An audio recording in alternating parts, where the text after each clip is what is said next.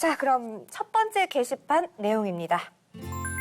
2016년 11월에 제가 술을 먹고 집에 가는 중에요. 지나가는 사람과 시비가 붙었습니다. 그 사람과 계속 상대하다가는 문제가 생길 것 같아서 옆으로 지나가려고 했는데 상대방이 제 앞을 가로막았고 저는 지나가기 위해서 어쩔 수 없이 손으로 상대방을 밀었습니다. 상대방은요, 중심을 잡지 못해 도로에 넘어졌지만 다친 곳이 전혀 없어서 저는 사과만 하고 돌아왔습니다. 그런데 얼마 지나지 않아서 상대방이 상해죄로 저를 고소했는데요. 분명히 넘어질 당시에는 상대방은 아주 살짝 넘어져서 다친 곳이 전혀 없었습니다. 상해 진단서를 확인하니까 요추염좌라는 진단으로 2주가 나왔을 뿐이고 상대방은 진단서를 발급받은 이후에요. 물리치료나 약 처방을 받은 사실도 전혀 없었습니다. 오히려 상대방은 그 전부터 허리도 안 좋았다고 합니다. 진단서를 발급한 의사를 제가 찾아가서 요추염좌 진단을 왜 했냐 이렇게 물어봤더니 상대방이요. 요추부에 통증을 호소해서 그냥 그렇게 진단서를 발행했다고 합니다.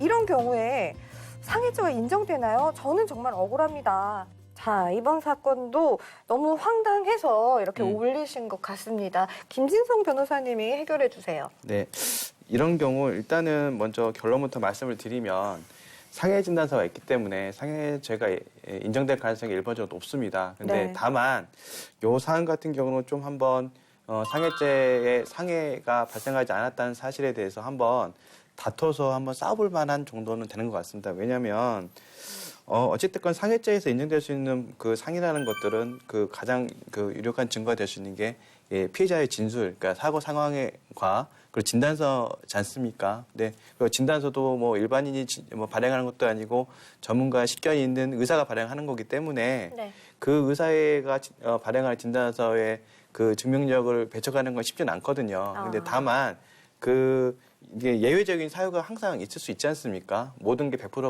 없듯이. 근데 본건 같은 경우에는 좀 자세히 보시면 일단은 뭐 물론 이제 그 상담자의 주관적인 내용이긴 하지만 어찌됐건 살짝 밀어서 네. 다친 거이 그때는 전혀 없었다라는 얘기가 있는데 뭐 이거는 솔직히 그 다음 날도 아플 수가 있으니까 네. 그렇진 않지만 어찌됐건 이것도 하나의 요소가 될 수 있고요.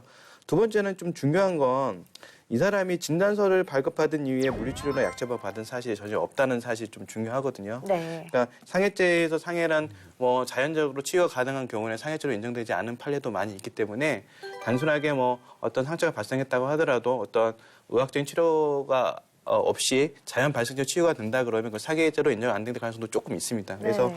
이런 부분이 좀 중요하고요. 또 하나로 또 저희가 검토해봐야 될 건 뭐냐면 그 의사가 의학적인 판단은 이게 여기서는 요추 진단이라고 염좌라고 진단을 했는데 그 진단한 근거가 어떤 뭐 엑스레이 촬영이라든가 뭐 그런 어떤 검사에 의해서 판단한 것이 아니라 이분의 이 상담자의 진술이 맞다면 네. 단순하게 피해자의 진술에 의해서만 진단을 발행했다 그러면 이거는 뭐 조금 아무리 전문가적인 의사라고 하더라도 네. 의사의 진단서의 그 신빙성에 대해서 객관성에 대해서 의심할 여지가 충분히 있긴 합니다. 네. 그래서 이런 부분들에다가 좀 더 추가적으로 좀 관련 사실, 그러니까 상해 일부 사실이 없다고 좀 관련 증거가 있다고 한다면 이거 같은 경우에는 좀 다퉈볼 만한 여지가 있지 않을까 하는 생각이 듭니다. 네. 근데 그래도 어찌됐건 일반적으로 상해 진단서가 들어간다 그러면 대부분 다 인정되는 게 현실이기도 합니다. 네. 알겠습니다. 뭐 가만히 있다가 법적인 문제 때문에 이렇게 상담을 요청하시네요. 네.